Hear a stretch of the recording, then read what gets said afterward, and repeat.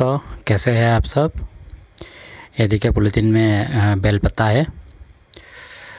तो आप लोगों को तो पता होगा बेल पत्ता का रस निकालना बहुत मुश्किल होता है। तो आज बेल पत्ता का रस निकालेंगे। तो ये मैंने एक पॉलीथीन बेल पत्ता लाया है, तो इसको कैसे निकालना होगा वही तरीका आज सीखेंगे। आप लोग ध्यान से देखिएगा, आसान तरीक़ा से निकलेगा। ये देखिए बेल पत्ता मैं निकालता हूँ।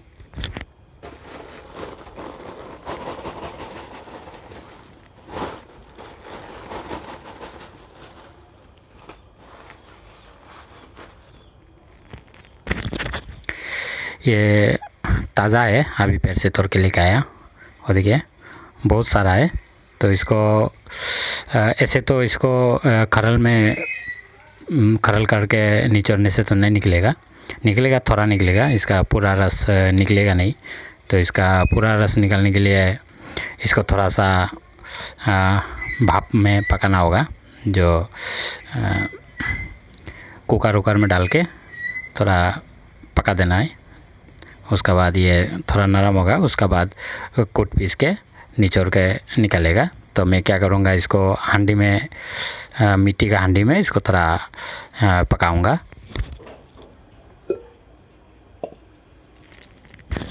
तो ये मिट्टी का हांडी है, ये जो हम लोग गंधक बनाया था वही वाला है।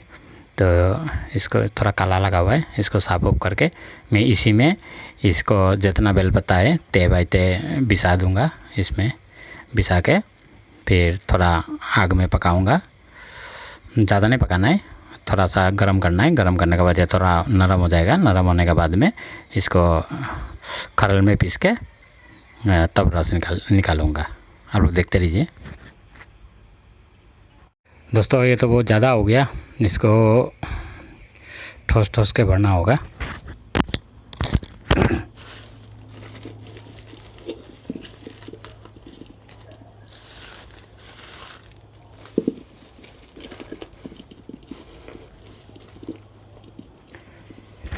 इसको ऐसे भर के मैं क्या करूँगा, ये जो इसको ऊपर से ढक दूँगा। ढक के थोड़ा टाइम में पकाना है, इसको स्टीम देना है।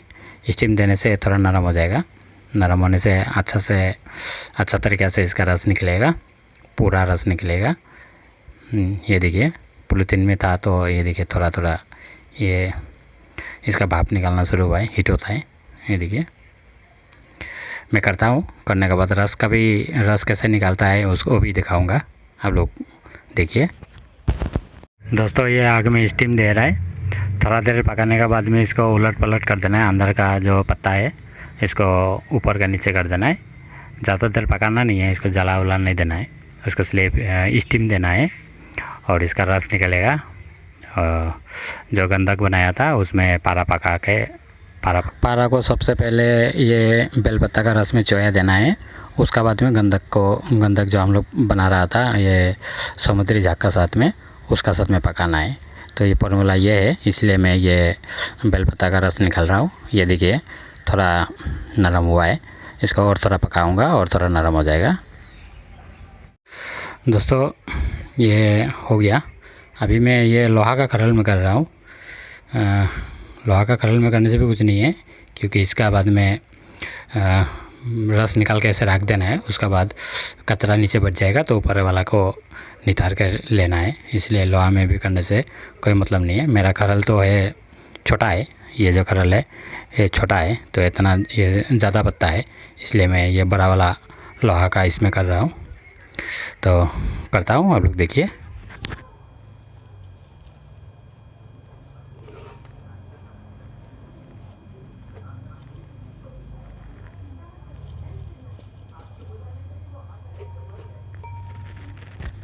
इसमें पानी वानी ऐड कुछ नहीं करना है, इसको ऐसे ही कूट पीस के जमा करते रहना है। उसके बाद निचोड़ के रस निकलेगा। मैं करता हूँ। दोस्तों, ये बढ़िया से पका है। इसका जो हरा रंग होता है, ये हरा रंग चला गया। ये देखिए शायद दिखाई दे रहा होगा, ये हरा रंग चला गया, जाके ये थोड़ा ये ब्राउनिश टाइप का रंग आ गया। तो ये मैं कर रहा हूँ। तो ये सबको कर लेता हूँ। उसके बाद निचोड़ के कैसे रस निकालता है वो भी मैं दिखाऊंगा। ये देखिए चटनी जैसा बन गया। करेल तो बहुत अच्छा हुआ। अभी देखता हूँ रस कितना हासिल होता है। ये देखिए इसको और थोड़ा कर लूँगा। ये थोड़ा थोड़ा ये डंडी वंडी दिखाई दे रहा है, इसका भी करेल कर लूँगा, पूरा चटनी जैसा बना लूँगा। उसका बाद निचोड़ के देखूँगा कितना रस हासिल हुआ है।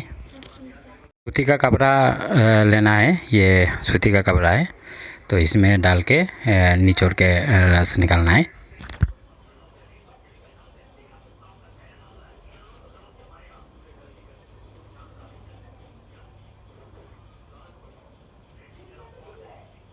ऐसा करके डाल के उसको निचोड़ देना है, तब अच्छा रस निकलेगा।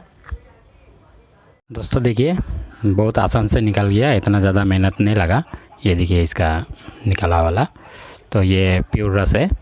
ये देखिए ऐसे तो सूखा सूखा अगर मैं कूट पीस के करता तो बहुत ज़्यादा ताकत लगाना पड़ता है और रस भी इतना ज़्यादा नहीं निकलता। तो इसको मैं स्टीम में पकाया तो ये ज़्यादा मेहनत नहीं लगा और अच्छा ही हासिल हुआ है। ये देखिए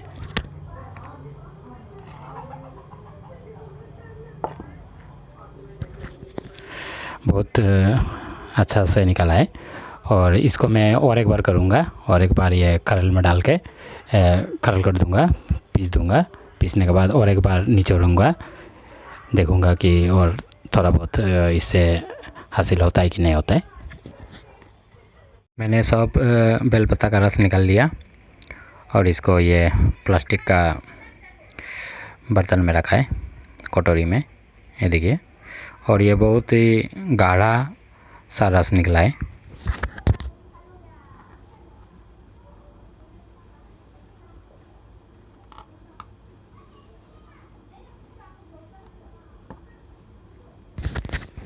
बहुत ज़्यादा गाढ़ा है। इसको मैं क्या करूँगा, 24 घंटा ऐसे ही छोड़ दूँगा। ऐसे ही छोड़ने से इसके नीचे में गाद बैठेगा, इसका जो कचरा है सब वो नीचे में बैठ जाएगा। वो देखिए अब ये नीचे में बैठना शुरू हुआ है। वो देखिए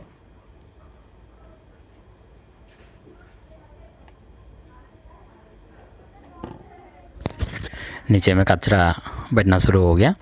तो इसके बाद में मैं ऊपर से अलग कर लूँगा, नीचे का कचरा को रहने दूँगा, कचरा नहीं लूँगा, उसका अलग कर दूँगा।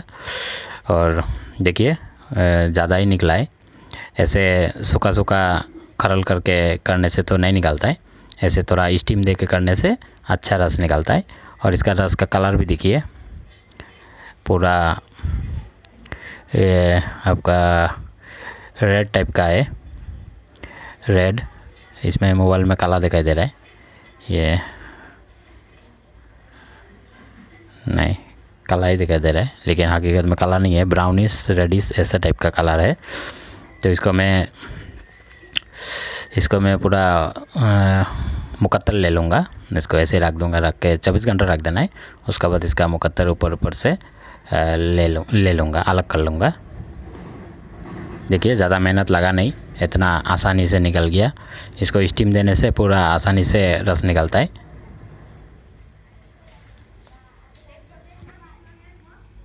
और मैंने इसमें एक बूंद भी पानी नहीं दिया, आप लोग भी पानी मत दीजिएगा, ऐसे ही निचोड़ के निकल लीजिएगा।